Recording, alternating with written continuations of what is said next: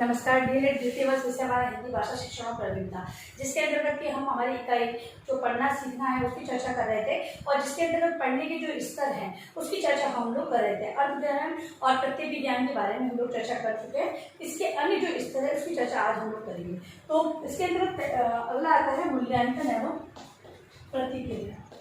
मूल्यांकन एवं प्रतिक्रिया देखने से पता चल रहा है पढ़ने के अंतर्गत मूल्यांकन का बहुत ही मूल्यांकन महत्व रखता है कि अगर कोई पढ़ रहा है तो किस प्रकार से ग्रहण किया गया है, वो सही है या नहीं है, इस बारे में जानकारी प्राप्त करना बहुत ही आवश्यक है। और ये जानकारी विद्यार्थी कब प्राप्त कर सकता है, जब उसके शब्द भंडार के अंदर वृद्धि होगी। तो मूल्यांकन पढ़ने के अंदर मूल्यांकन और प्रतिक्रिया ये किस प्रकार के मूल्यांकन कर लेंगे सही नहीं है तो उसका सही उपयोग किस प्रकार करना है।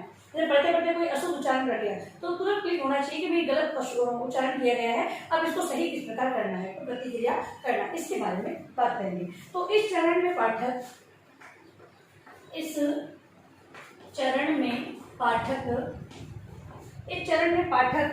अर्थ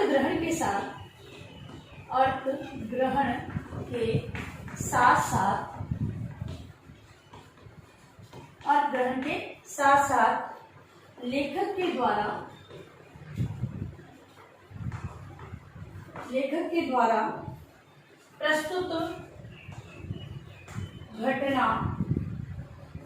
द्वारा प्रस्तुत घटना, विचार, भाव व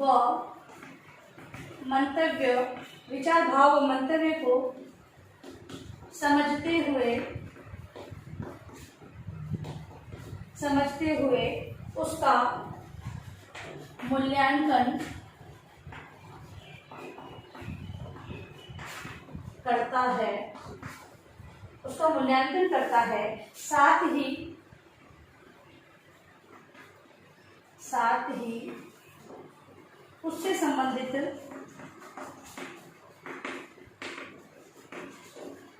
ही उससे संबंधित वैचारिक एवं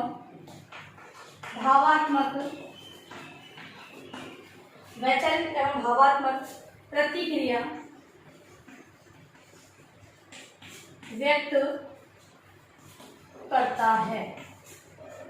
मतलब कि जो पाठक है वो अर्थ ग्रहण के साथ साथ लेखक द्वारा प्रस्तुत घटना, विचार, भाव को, मंतव्य को समझता है कि उसके मन की जो विचार है वो किस प्रकार के उसको समझता है, उसका मूल्यांकन करता है। साथ ही उससे संबंधित वैचारिक भावात्मक प्रतिक्रिया करता है। मतलब कि मान लो कोई लेखक ने कहीं पर दुख का मतलब वर्णन किया है तो जो पढ़ने वाला है उसकी जो भाव भंगिमा है वो भी उसी प्रकार की होगी कि दुख से संबंधित उसके भावनाओं का मतलब कि भावना उसके अंदर उत्पन्न होगी। तो इस प्रकार से वो प्रतिक्रिया को व्यक्त करता है। लेखक के नजरिए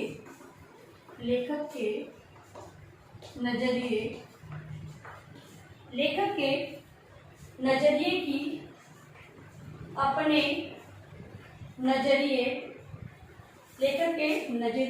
अपने नजरिए से तुलना व विश्लेषण करके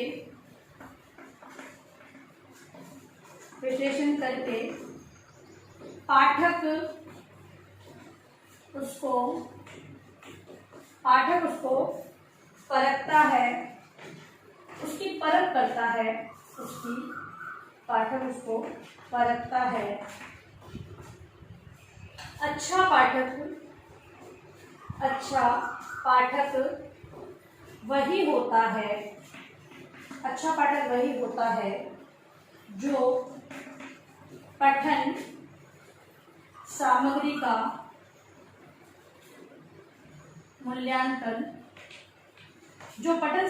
मूल्यांकन करके अपनी स्वतंत्र प्रतिक्रिया करते हैं।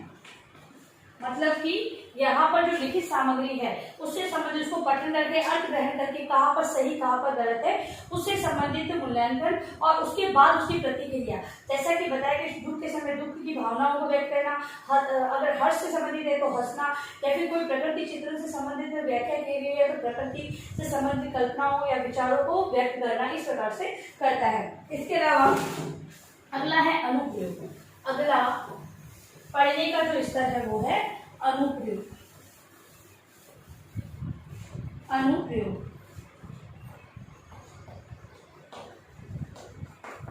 अनुप्रयोग के अंतर्गत, अनुप्रयोग में यह पठन प्रक्रिया, यह पठन प्रक्रिया का अंतिम, यह पठन प्रक्रिया का अंतिम चरण है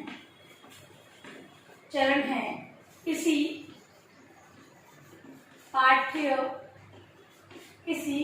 पाठ्य सामग्री को पढ़कर, किसी पाठ्य सामग्री को पढ़कर पाठक उसमें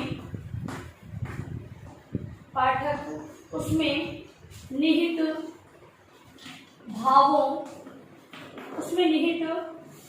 भावों विचारों के संदर्भ, उसमें निहित भावों विचारों के संदर्भ में अपनी सहमति या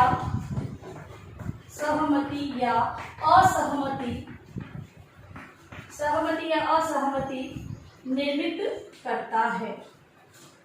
मतलब कि अनुप्रयोग। अब पढ़ने में किस प्रकार का अनुप्रयोग, तो पढ़ने में जो पाठक है वो जो सामग्री है उसको पढ़कर उसमें क्या गलत, किन चीजों को वो सहमति देता है, किस चीजों को वो असहमति देता है, तो वो अनुप्रयोग कहलाता है। कुछ चीजें जो अलग अच्छी लगती है उसे हम व्यवहार में लेते हैं, कुछ चीजें गलत होती है जिसे हम व्यवहार में नहीं लेते, तो ये क्या है, उसका अनुप्रयोग करना होता है। इससे पठन सामग्री का मुख्य उद्देश्य साकार होता है। इससे पठन सामग्री का मुख्य उद्देश्य साकार होता है। किसी पुस्तक या रचना को पढ़ना भी पूर्ण माना जाएगा जब पाठक उसमें उपयुक्त विचारों व भावों को अपनी दृष्टि से ग्रहण करे व अपने व्यवहार में परिवर्तन आए।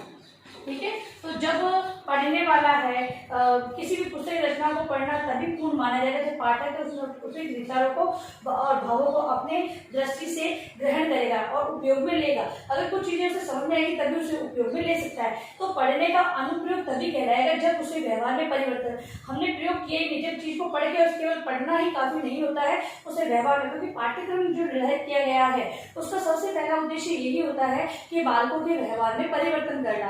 अब व्यवहारिक परिवर्तन को हम लोग पढ़ना केवल कोर्स कंप्लीट करने का मानते हैं, लेकिन कोर्स कंप्लीट करना नहीं होता है। वहां पर सबसे पहला उद्देश्य यही होता है कि बालकों के व्यवहार में परिवर्तन किस प्रकार लाया जाए, कौन सी कक्षा में बालकों के लिए किस प्रकार का परिवर्तन माना गया है, अपेक्षित है, उस चीज के बारे में बताया गया है।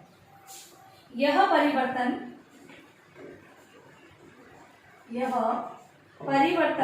विचारों को व्यवहार में उतारने या विचारों की आलोचना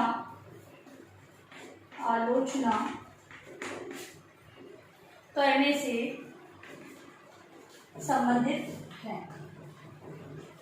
अगली बात ये कही गई है कि जो पढ़ने वाला है या तो उन विचारों को अपने व्यवहार में लाए, या फिर उससे संबंधित, अगर व्यवहार में नहीं ला रहा है तो क्या कारण है, उससे संबंधित आलोचना को प्रस्तुत करे, वही जो पढ़ना कहलाएगा। तो पढ़ने का अनुप्रयोग के अंतर्गत हम ये बात करेंगे कि किसी भी चीज को उपयोग में लाना। ये अनुप्रयोग अगर हम पढ़ने के स्तर को मान रहे हैं तो जब विद्यार्थी पढ़े तो उस चीज को पढ़कर उसके अर्थ को ग्रहण करते हुए उसे व्यवहार में लाए, इसी कारण ऐसा ही पढ़ना अनुप्रयोग के अंतर्गत माना गया है। ठीक है, तो ये हमारे पठन के स्तर है वो आज समाप्त होते हैं। तो अपना प्रश्न लिखें आप लोग, गृह कार्य प्रश्न के रूप में आप लोग और पठन के स्तरों को पूरा वर्णन करके लाएंगे। एक निबंधात्मक उत्तर के रूप में आपको लिखना होगा। ठीक है, तो लिखिए प्रश्न, पढ़ने के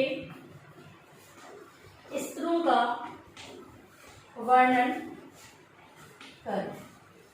पढ़ने के स्तरों का वर्णन आप लोगों को अपनी उत्तर पुस्तिका में अनिवार्य रूप से करना है। और अंत में इस महामारी के दौर में कम से कम आवश्यक कार्य होने पर आप लोग घर से बाहर निकले, बाहर जाते तो 3 बातों का विशेष ध्यान रखें, मास्क लगाए, सोशल डिस्टेंस बनाए और हाथों को बार बार सैनिटाइज करते रहे। सोशल ध्यान रखें। धन्यवाद।